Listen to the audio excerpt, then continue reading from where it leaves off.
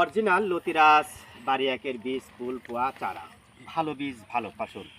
সুদূর নরসিংদী থেকে চারা নিতে নাটোর বড়াইগ্রাম তালসো। প্রিয় দর্শক, আমার পাশে দুইজন দাঁড়িয়ে রয়েছে, আপনারা দেখতে পাচ্ছেন। আমরা তাদের কাছ থেকে একটু সংক্ষিপ্ত তথ্য জেনে আসি। আসসালামু আলাইকুম। কেমন আছেন ভাই? আলহামদুলিল্লাহ ভালো আছি। আপনারা কোথায় থেকে আসছেন?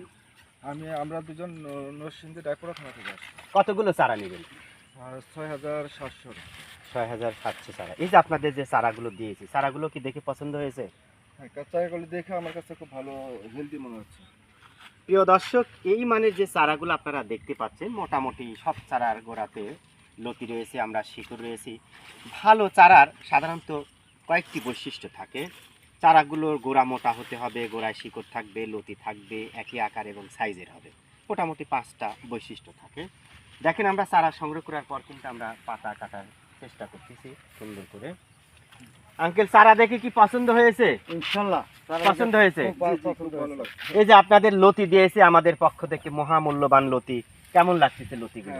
লতির কালারটা খুব সুন্দর, দেখে খুব ভালো লাগতেছে। ভালো লাগতেছে। ইনশাআল্লাহ। আমি একটু ফেরত আসি। আপনার পেশাগত পরিচয় কি আমি জানতে পারি? হ্যাঁ, আমি একজন অবসরপ্রাপ্ত সশস্ত্র বাহিনীর সদস্য।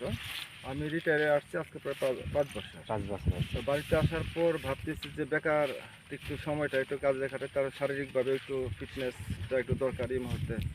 তো এই চিন্তা ভাবনা থেকে মূলত আপনার এই লতিরাজ কচুটার দিকে একটু মনোযোগ দিলেন আর কি চাষাবাদের জন্য। আপনি তো অনেক ইউটিউব চ্যানেল দেখেছেন নাকি? জি, দেখা হয়েছে অনেক। তার মধ্যে থেকে আসাদ এগ্রো ইউটিউব চ্যানেলটাই ভালো মনে হয়েছে, বা চারা নিতে এসেছেন এত দূরে? জি, আপনার এখানে বিশেষত্ব আমি খেয়াল করেছি যে আপনি নিজে মাঠে কাজ করেন, জমিতে কাজ করেন এবং দিক নির্দেশনামূলক কথাবার্তা আপনি বলেন, এটা আমাকে খুব আকর্ষণ করছে। তাছাড়া আপনি আপনার আপনার কাছে আর একটু আমি একটু দুর্বল হয়েছি এই জন্য যে আপনি একজন শিক্ষিত একজন কলেজের লেকচারার। তো এর জন্য আমি আরও বেশি আকর্ষিত হয়েছি আপনার কাছে। আপনাকে অসংখ্য ধন্যবাদ। প্রিয় দর্শক, ভালো থাকবেন, সবাই সুস্থ থাকবেন, অর্থনৈতিক সমৃদ্ধি ঘটুক এমনটাই প্রত্যাশা করি। আল্লাহ হাফেজ।